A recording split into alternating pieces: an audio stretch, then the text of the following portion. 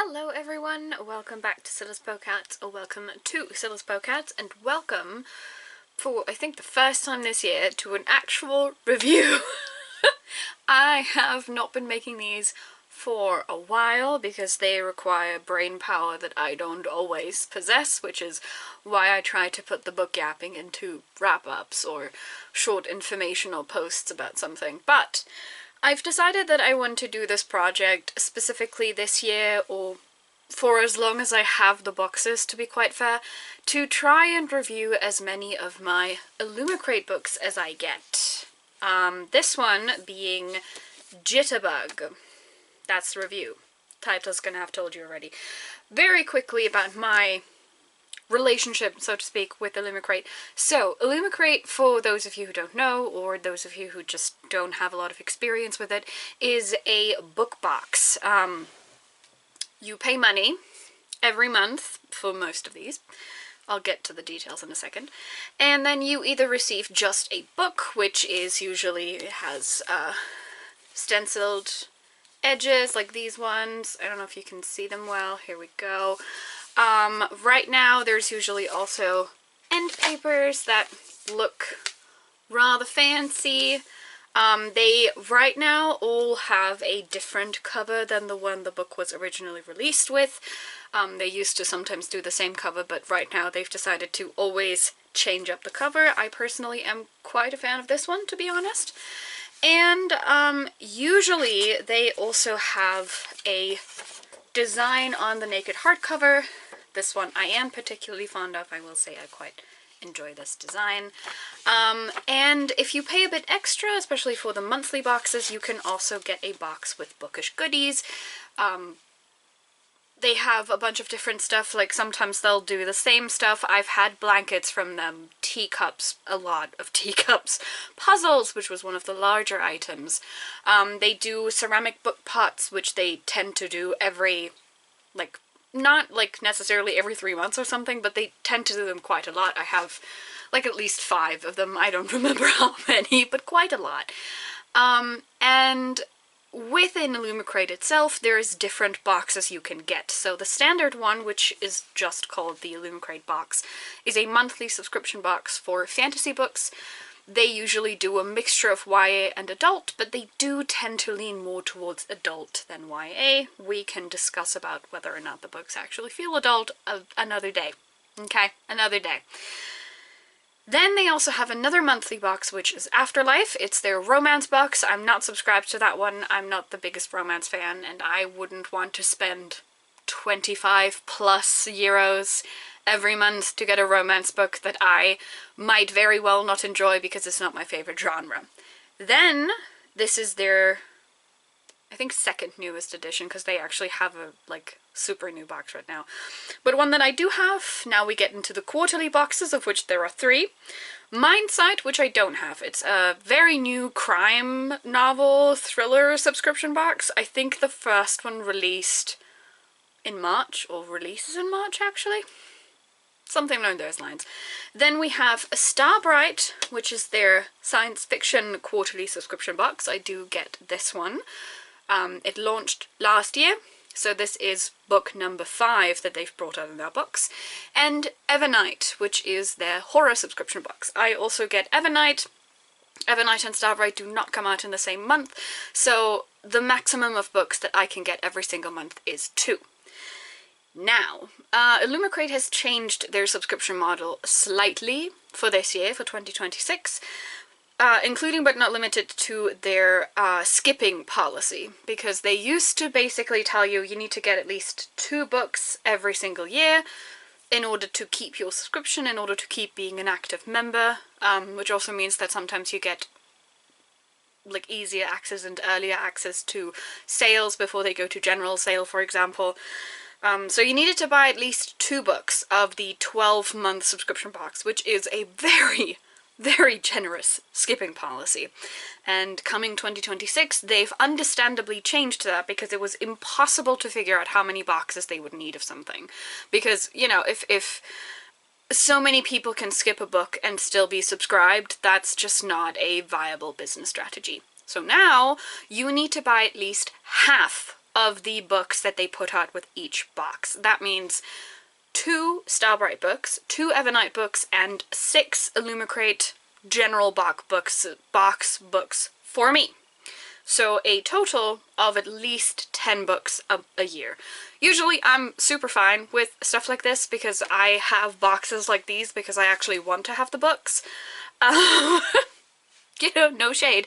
But because of all of this and the fact that, you know, these books are quite expensive in comparison to normal books that you can just get everywhere, I have decided that my biggest policy is going to be to read the books from my Illumicrate boxes that I get every month, or almost every month, because, you know, sometimes I do in fact skip, and sometimes that skip falls across everything. So, I want to keep up with my Illumicrate boxes because I don't want to become a person who keeps getting special book boxes and then just not reading the books, because I'm not getting them just because they look pretty. I'm getting them because I would like to read them, potentially. And sure, I didn't necessarily pick the books myself, but in all fairness, especially with Illumicrate, it is relatively easy to get information to figure out what exactly the next book is going to be, so you can check out the book and go, I don't think this is for me, Chief. Like I've done with the April box, which I'm not getting from the general box. I'm also considering skipping May, but I will be getting the Evernight and Starbright subscription boxes from each month because they sound rad as hell. With all that being said, this is why I've decided that in 2026 I want to try and review as many of the Illumicrate books that I get, in order to also keep myself a little bit accountable towards the goal of, like, I want to keep on reading the books. Will I read them in the month that they come out? Likely not. Partially because Illumicrate sometimes ships very late to people, especially when you're in the EU and not in the UK, which is where these boxes are coming from. And partially just because I don't really do reading goals and TBRs a whole lot. I basically do suggestions on a pile. And considering that Illumicrate books are so pretty that they never leave my house, I have to read them at home. So if I'm out and about for like the majority of a month, I might not read the book. But I just want to consistently read the books as they arrive. I am currently on my last Illumicrate box book, so I'm feeling quite good about this. Now, with all of that out of the way, all of the explanation to go, let's talk about this book. So, this is a sci-fi adult standalone book. It is called Jitterbug, like I've mentioned before, talking is hard. It's called Jitterbug, and the author is Gareth Powell. Now, I don't remember if this was his first book. 'Twas not. The back says so. This is not his first book. And the general concept of this is we live in a time where a lot of the outer planets of our known universe, so we're talking Neptune and I believe Saturn and Uranus are completely gone as well. These planets have disintegrated for reasons no one understands, and they have formed a sort of debris field around the inner planets, which are Mercury and Venus, obviously, but also Earth, and I do believe Mars is still intact as well, but things are getting closer, right? And,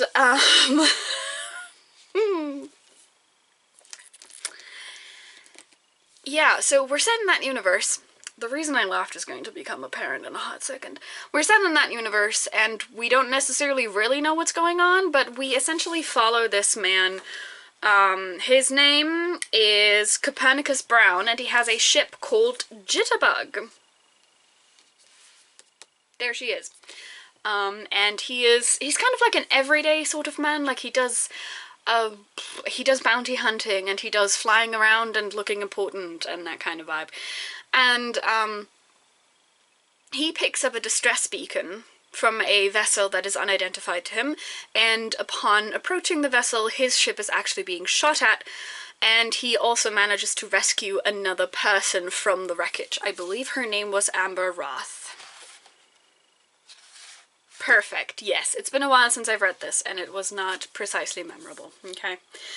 Anyway, so he rescues Amberoth, and ever since then the entire book essentially goes to shit. This happens in the first couple of chapters. It's basically just the setup for the story to happen. Well, pause, to be quite fair, in the prologue we get the setup of how the debris field came to be, but that's a different thing entirely. I didn't like this book. I haven't had a whole lot of luck with any Illumicrate picks this year so far. The newest one I'm currently reading, notwithstanding, that one's pretty great. But this was a low. This was a low. I gave this 1.75 stars, and in all honesty, I was kind. Because at the very least, it was vaguely entertaining. A couple of things that are immediate issues before we even get into spoiler territories. I don't even know if I remember enough about this book to go like fully into spoiler territory, so this is not going to be a very concise review, but it might be entertaining. So, issue number 1, there is too much happening in this tiny bit of a book. Now, this book is just about 300 pages. We're talking, like, so barely 300 pages that you might as well not count it as that, okay? Barely 300 pages. It was comped to the Expanse series. For anyone who doesn't know what these words mean, comping means comparing a book that is coming out to something that has already been published, whether it be an actual book, a series, like a TV series, a video game, whatever have you. You usually stay in a similar genre, and you usually try to find something that has anything to do with the book. Like, for example, if it's super found family, you'll try to go for a medium that incorporates that. If you are going for epic science experiments in space, let's try something like this, right? The Expanse series, which this is come to, first of all, book series, entire series, massive universe. Second of all, every single book is at least twice as long as this. And now I'm not saying that a singular book cannot carry similar themes as to a giant series. I'm not saying that, you know, length is always everything, because it sure as hell is not. I am saying if you comp a book to a book series that also has a TV series, which is very much longer than it took me to read this book, you need to have earned it. You need to have understood how to make very complex political theory and very complex political interactions and machinations work in a 300-page book. I'm very sorry, Mr. Powell, you did not. You did not. For fans of The Expanse, no, I haven't even read the books. I've watched the TV series up until season 5, and I can already tell you this is not for fans of The Expanse. Because if you are a fan of The Expanse series, chances are you are because you like very long political plot lines that only resolve after several misunderstandings and miscommunications in the massive space that is outer space, right? Like, one of the reasons so many things happen in The Expanse is because communication is rough, because people cannot come together and look eye to eye, because so many people want so many different things, and the Belters and Earth and Mars are in this consistent and constant conflict that is, you know, you're unable to solve because the conflict goes back so many years, decades, human lifespans even. You cannot accomplish that in a 300-page book that also has a couple of action scenes that come out of nowhere, right? You can't do that. you can't do or achieve that. And if you can, congratulations, but you are not called Gareth Powell, okay? Second thing, and this is a pet peeve of mine, I understand that some people see this differently, but I will remain firm on this. If you have multiple POVs in a book, for the love of God, don't make every single one of them first person unless you are able to differentiate between the POVs. Most authors, a solid 70% of authors I've read, cannot do that. And I'm not saying you have to, I'm saying you have to when every single POV you have is first person, to the point where if the chapter title did not say what character we're looking through right now, I would not be able to differentiate these fuckers because they all sound the same. Why would you do this to me or yourself? It is distracting at best, and It just shows that you don't understand your craft. I'm gonna be really honest here. It shows you don't understand your craft. Why would you do this? What? And they're all different people too. Like, we have Copernicus Brown, who is this, like I said, this like space captain, I suppose, who does a lot of odd jobs, who really cares for his team. You know, a bit of the like jovial type who also has a hard core to himself that he is unwilling to compromise on. You have Amber Roth, who turns out to be this massive spy slash, I don't know, pirating queen, I suppose. You know, who could be a bit of a rapscallion, I suppose, right? Like, you know, the femme fatale, which I have an issue with as well, but like that's her type, right? And then we also have, and I have completely forgotten her name, but then we also have this politician who I think, if we're going with the Expanse comp, is what's her name? Avasarala, which is insulting to me because I love Avasarala. She could do anything to me, and I would agree because I deserve it. She also exists in here to just make matters more complicated, which we didn't need on 300 pages worth of content, and she sounds the same again to these other two. And I understand that it is really hard to differentiate in writing style what kind of character you're looking at, especially if all three of them are technically adults. I say technically because, once again, they didn't always sound like adults, and I'm saying this as an insult. Like, I understand that it's hard, right? But that's exactly why you don't do this. That's exactly why you shouldn't do this. It would be really easy to make everything in third person, and then the few interjections we have where the ship, where Jitterbug itself is talking, that we could do in first person, potentially, you know, to differentiate it from the human characters that are appearing everywhere.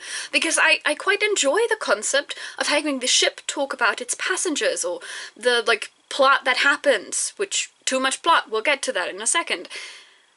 And you can differentiate that. You can say, like, you know, not only are we looking at a ship AI talking through like a parrot-like illusion, I suppose, which, you know, quite fun. That's also why there's a parrot on here, in case you couldn't tell. Here's the beak. There you go. I like the cover. I do. I like the cover. Right, like, you could use that to differentiate here, and I think the concept itself is really funny. It's just that you can't do this with 4 different characters and then expect it to sound good, because it doesn't. It's a massive pet peeve of mine. I understand some of you are going to see this differently. I will stand 10 toes down on this. I will stand 10 toes down on this. I hate when authors do that. I think it is unprofessional at best. Now, we have established there's too much going on. We've established that the characters are basically interchangeable, at least in their narrating style, so it doesn't really matter who they are. But who are these people? What's going on? Too much. Too much. So first of all, we have the plot of there's this debris field, planets are kind of being destroyed, and potentially it's coming closer to Mars and Moon as we speak, and that's concerning, to say the least, because there's a lot of people living specifically on the Moon, and also kind of on Mars, if I remember correctly, or maybe Mars was already destroyed. It was one of the two. Like, either the debris field was really close to Mars, or Mars was already a goner. So we have that, right? That's one part. The second part is the whole thing of, like, you know, we have Copernicus Brown and his father, uncle? Uncle. His uncle was killed by pirates. He doesn't like pirates. He's, you know, he's running around, he's doing his thing, he has his crew to take care of, and then one of them dies really quickly into the book, and he feels bad about this, so this could have been an emotional point that we could have talked about. We didn't, because once again, 300 pages, there's no time. Then we have our politician. I'm gonna see if I can find her name, this is gonna bug me. We have our politician, right? Isn't that great? That is not her. We have Danielle Lenzo. There we go. We have Danielle. Danielle is a politician, and she wants to become, I think, like, chief secretary or some important title on the Moon. Except she has a, or chief security, something like that. Except she has a political enemy who also wants to become whatever the title was on the moon, and she is quite certain that this man might or might not be a security leak, and she's trying to get to the bottom of this. Which, again, it's not really explained who we're leaking the security information to, except potentially the pirates, but it's also not explained whether or not the pirates are actual security danger, actual security leaks of anything. They don't really seem to be attacking a whole lot of people, except conveniently our main character, like twice or something. There's just not really a whole lot of explanation there. And then, as if we weren't already done, because, you know, 300 pages. Now we get into deepest spoiler territory, so if you're still sticking around, you just get the full dose now, okay? You've co-signed to this. After about 2/3 of the book, where nothing and also everything seems to be happening at the same time, we also figure out that the debris field that is surrounding the core planets of our universe are being held back by some sort of alien structure. We didn't feel the need to mention that previously because, you know, why not? It's a surprise to everyone. They are quite literally named alien structures, and wouldn't you know it, aliens appear. Why? I don't know. because they can. And here's where I have to laugh. I genuinely have to laugh because, listen,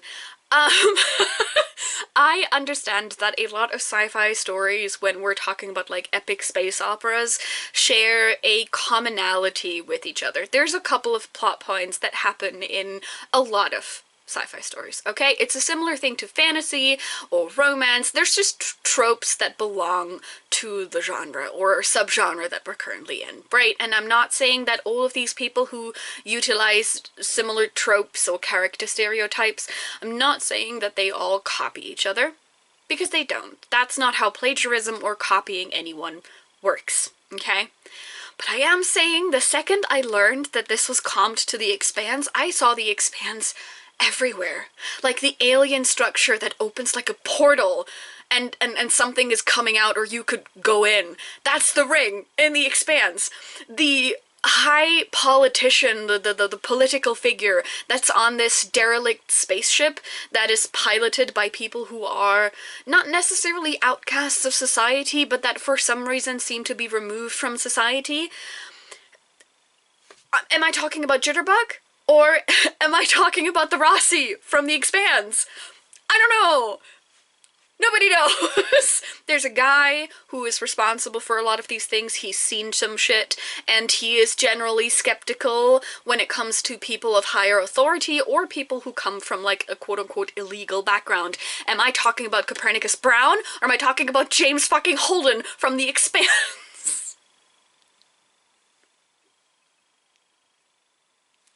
Listen, I understand that a lot of these things, I do understand that a lot of these things are commonalities between genres, but I shouldn't be able to see your comp this clearly in a book. I shouldn't be able to match scenes with each other, especially considering that there is no emotional payout in this book, because once again, we don't even have time to linger on these emotions. We have time for nothing.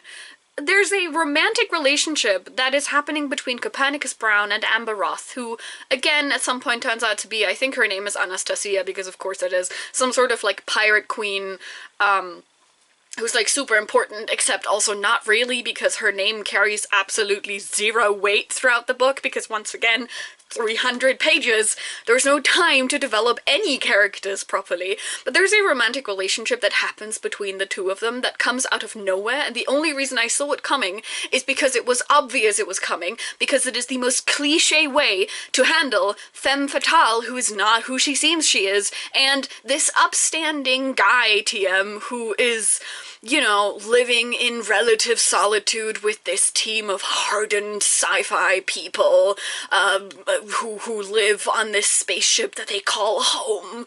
It's just, I'm sorry. It was so bad. There was a lot of scenes as well of Amber Roth being like, oh my god, like with Copernicus I can finally be vulnerable, and I was like, vulnerable where? You haven't, you've told this guy your backstory, sure, and obviously it's a sad one again with, like, you know, lost her brother, blah blah blah, couldn't afford medication, this is why she became a pirate. Like, we've heard this 10,000 times before, and it gets me about 7,000 times when people put actual effort into the backstory, and also give us time to develop the backstory. There was no time. 300 pages is so few pages, and there's not that many authors who can make it work in 300 pages, especially not if there's like 5 plot points that we have. There was also a moment relatively towards the end where everyone is fearing like, oh my god, like these alien people are going to come through this portal that is opened in space between the relative calm inside planets and the miasma that is outside, right? There's this pirate who was essentially responsible for the first conflict that the Jitterbug experiences in this book as well, where they lose a crew member. Again, no emotions. We stayed on it for like 2 chapters. The chapters in here are like 6 pages each, maybe. Okay, so I didn't care. There were no tears flowing at any moment. I don't think my eyes... I think my eyes were so dry, I should have probably been blinking more. As they have this confrontation with, there's potentially something coming through this gate that might or might not be dangerous, because again, they don't know what it is, but there's something coming from the outside, right, to the inside planets. As this is happening, this pirate who had the first altercation with the Jitterbug in the beginning of the book appears again, where we have 2 of the most awkward, I understand what we were kind of going for, but it really failed scenes I've seen in this book. Scene number 1 was Amber Roth starting off the communication with this other ship and basically being like, I'm not Amber Roth, I'm actually the pirate queen, right? And so, you know, like, this ship, the Jitterbug, is under my protection, so you have to go away. You have to stop shooting us, right? And then the other pirate basically just went, I don't care, and opened fire. And I swear to God, I'm certain that I'm quoting from memory here. This woman just turns around and goes, I did everything I could, I'm sorry. It's just like, you talked to another being for 5 seconds and essentially did the kindergarten equivalent of, I'm like really important though, and like you can't do that. And you're surprised when someone's not listening to you. Especially the whole of like, you know, I'm important, and it's just like, so what? If he's gonna kill you, who gives a shit? You have never been established as a person who has any sort of, like, bonds or allyship with other people, like pirates, for example, right? This has never been established throughout the entirety of the book. The name was dropped every now and again as like, ooh, scary legend, which again, it was like obvious from the start who she was gonna be, okay? Like, there are no secrets in this book because it is just that predictable. But apart from that, there has been no report established. There has been no, like, hierarchy between the pirates established, apart from the fact that she gets to call herself a pirate queen, if I remember actually correctly. She might not even be able to call herself a pirate queen. I don't remember. Point being, we've not established who you are as a person, we've not established who you are as a character, and we've not established why people would want to listen to you. You have no allies, except for the people on this ship. Why do you think someone would hesitate to shoot you? In fact, they might be more inclined to shoot you now, because then they'd get rid of your name as well as you as a person. Utterly ridiculous. And the fact that it was followed up immediately with a, I'm sorry, I did everything I could. It was so embarrassing. It was so embarrassing. And the second thing that happened was that said security chief, I don't blame you if you don't remember who I'm talking about, who was opposed to Danielle Lanzo and who was established as the potential leak of security, potentially to that pirate, At first they seem to be working together, sort of, if I remember correctly. But then, while said other object was hurtling towards them at breakneck speed, and they didn't really know what was happening and who was going to die, this security breach guy sacrifices himself. Again, very standard scene, very standard procedure. The issue was just that there was no emotion there. None. Because I didn't care about the guy. No one on board seemed to be caring about the guy. And it felt like this thing where you read a script and you can feel in your bones that this is just a script. You know what I mean? Like, I understand that authors plan their stories, because I am also an aspiring author, and I understand that we plan our stories, that's fair and fine, but as a good author, you're not supposed to make people see the planning. Did you know that? You're not supposed to be able to see that. It's like when someone stitches a gown, right? When you turn it inside out, the seams are supposed to be on the inside. You're not necessarily supposed to see them on the outside, unless that's the style we were going for. That's exactly what you should be doing with books, except it just didn't happen. It's like there was like it felt like there was a giant marker there from the author going, emotional beat here, and then we just didn't have the emotional beat. And in the end, as if we were not already flooded with plot points that had no conclusion, or a conclusion so ludicrous that we could have as well just left it out, because my imagination might have been better than what this book produced, we figure out that the entire thing is actually a time loop. You heard that right. The debris field around the inner planets is actually supposed to be some sort of protective inner pocket, because there are aliens, okay, living outside of this protective pocket, and Copernicus Brown and his crew actually sacrificed themselves, in not so much the literal sense, by establishing this pocket of protective space with them on the outside and all of the planets on the inside. Yeah, and I'm sorry. I love a good timey-wimey what the fuck is happening concept, but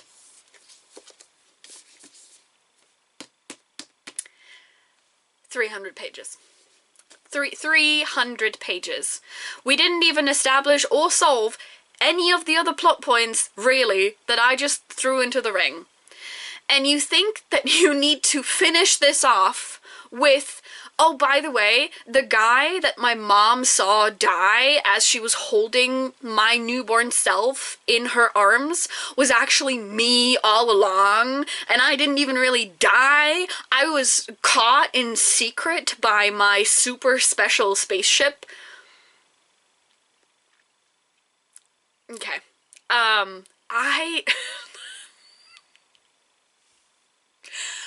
We just didn't have the time for it. I don't understand how Gareth Powell thought that it was a good idea to have all of these plot points be present in the book. I don't understand. Every single one of these plot points would be enough for a singular book. Yes, you could make a shorter book about it, no doubt, if you are talented, which he's not. If you're talented with a short story format or like short writing format, you could easily make like separate stories out of all of these elements. You could make like a novella series or something, which are becoming more and more popular, and kudos to the authors who managed to do them well. You could do a lot with this, right? I'm not even saying that these singular elements of these plot points and these stories were necessarily bad. I'm just saying they were badly handled and then smushed together into a 300-page book that needed at least double that to have any sort of emotional impact on the reader. And the thing is, I understand that not every single book is meant for furious weeping of the reader, but the way this book was structured and the way like certain character deaths and sacrifices were handled made it apparent that it was supposed to be. And that's the problem, right? I don't have an issue with authors sometimes just writing a book and going like, well, if you feel emotional about this, you'll feel emotional about it. If you don't, it's not my problem. But there's books that are written with very clear intent of making people feel things and experience emotions, right? And if you then don't feel or experience the emotions, it just feels really awkward, and that was the entirety of this book. The entirety of this book with the author going, are you crying yet? Are you feeling something for these people? And you just looking him dead in the eye and going, no. And I haven't this entire time, because this is not good. And just... when I think I learned about the comp to the Expanse series when I was like halfway through this book, and it just made matters infinitely worse, because I understand that authors don't necessarily always have control of the comps that are being used. It's often on the publishers and stuff like that, but I'm begging publishers to stop doing this then. You're setting yourself up for failure. This might be enjoyable to some people who just want a fun space-time romp with like a lot of fast-paced adventures and like a large cast of characters that they might or might not feel emotionally attached to because they do all the heavy lifting and the author does none of it. Sorry. Like, this could be fun for some people. I can see that, right? This is not fun for Expanse fans, because if you're an Expanse fan, you actually don't like fast-paced storytelling that much, or at the very least it's not your preferred way of experiencing a sci-fi story, because the Expanse is not fast-paced. Nothing happens fast in that series. Again, I have a first volume here. Do you see that? Do you see that? Do you see that? And this is a hardcover, so it looks even bigger. The first book in the Expanse series, which is Leviathan Wakes, in this paperback edition is 560 pages. That is almost double this book, right? It also has a smaller font size, like, here we go, right? And now let's look at this. Yeah? Smaller font size, smaller margins, 560 pages in a paperback, 300 in a hardcover, and that's one book out of 9, right? Please stop comping your books to entire series, especially by saying this is for fans of. No, it's not. The fans of these 2 books, if fans for this book even exist, kudos to you if you are one of them. I hope that you enjoyed this book, and actually I hope you're not here yet, or anymore, unless you enjoy people shitting on things you like, which, you know, go off. Fans of this book and fans of the Expanse series, that's a circle that only overlaps because they're both in sci-fi, okay? And I said what I said. And that is not a good enough reason to comp to something. And the thing is, unfortunately, I can see the story points that might appeal or might appear, I should say, in both, like in this book and in the Expanse series. It's just that they are horribly handled in this book, because this book has no space to deal with any of them. Nothing. You cannot do this in 300 pages. There was no space. There was just no space for any of the plot points that I just mentioned. And I'm pretty sure there was something that I even forgot. Like I said, there's also the romance. The romance also needed some space. There's like 1 or 2 very awkward sex scenes that at least fade to black fairly quickly. Possibly because Gareth Powell realized that he can't write sex scenes, which, thank you, sir. I'm actually fine with fade to black. I'm okay. I don't need it. It's fine. I wasn't really on board with the romance anyway, so this is fine. This is okay. It's just... I still think the book is really nice, and something that I did enjoy was every now and again between the chapters we had these like newspaper clippings almost. This is something that is also on the naked hardcover again. It's a really nice naked hardcover. Like these little things, you know, that was something that appeared in the book as well, and I am quite a fan when books do this because it makes the universe feel a bit more expansive without doing a whole lot of work, right? Because you don't really need a lot of pages to have a couple of quote-unquote headlines, like, I don't know, escaped space convict or something, right? Like here, like a message board, right? That's what we had at the end of some of the chapters, and I quite enjoyed that because, again, it's a really easy way to make the world feel expansive, and it's a really easy way to make you realize how people are getting any notifications about what's going on. And some of it was like either contradicting what had happened in one of the chapters, which I think is always fun because it kind of shows you how information gets spread in like a galaxy, right? or it was kind of like a hint, a wink wink, so to speak, of something that was going on in the book, or that was gonna happen in the book, or that had been happening without an explanation in the book already. I liked those details. That's it. That's what I liked. I also liked that it was a very fast read, well, partially because 300 pages, and partially because it was very fast-paced to its detriment. So it was really easy to get through, and if that's on my list of positives, it's usually actually a negative, because it means I was so not invested that I was just speeding through it. So it's a no. It's a no from me. It was actually, it's a shame, because I think the concept sounded really fun, and like I said, I think this is one of the prettier, like, sci-fi editions that Illumicrate has done. I really hope that they keep these types of, like, message boards, if the books have them. I really hope we keep them around and we keep using them on, like, the hardcovers, because they've also done that with their Murderbot Diaries series, which they've released independent from any book boxes, and I have it, and it is one of my favorite features of, like, the design. So I was really happy when they did that again. I think, you know, visual wise, stunning. Content wise, no. There's not a single person in my life I would recommend this to, not just because I rated it so low, but because the people I know are either already into sci-fi or they're getting into sci-fi. I don't think this is a good starting point because it's dog shit, and I don't think this is something I would recommend to people who read sci-fi, because at best it's gonna feel like a little bit of a rip-off, right? Even if it's not necessarily a rip-off, like I said, it's just sharing a lot of commonalities with, popular sci-fi books. It's just that when you then don't know how to handle those commonalities, you get garbage soup. That's what you get. This is garbage soup. I didn't like it. Anyway, so on this unfortunately negative note, this was my first Illumicrate review of the year. I don't know how many more I will be doing.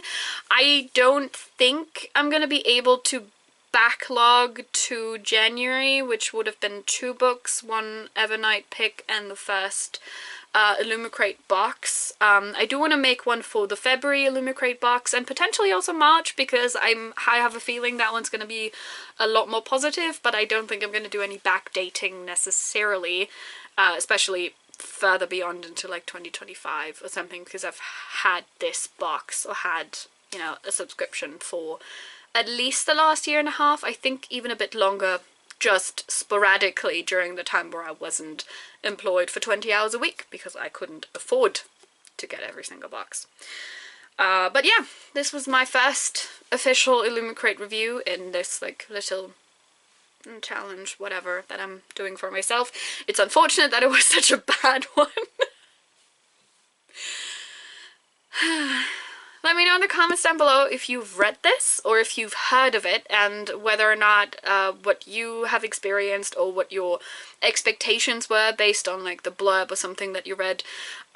If you agree with my takes, or if you disagree with them, feel free to rant about accidental comp situations in the comments as well. They are always quite fun to discuss, because I feel like publishers, authors, and readers are not on the same pages whatsoever when it comes to comping. So it's always fun to see people hold up a book and go like, so this was supposed to be for fans of X and Y, and it's just really not. Like I said, this is not for fans of The Expanse. If you have read and loved The Expanse, don't pick up this book, no matter how much the book is trying to sell yourself to it. It's bad. It's bad. And it's not with Expanse fans in mind, in my humble opinion. Anyway, on this fabulous note, I hope that your reading experience is a good one, better than what I had with this book, and I hope it continues being a good reading experience for you throughout the year of 2026, and I will see you soon. Bye bye!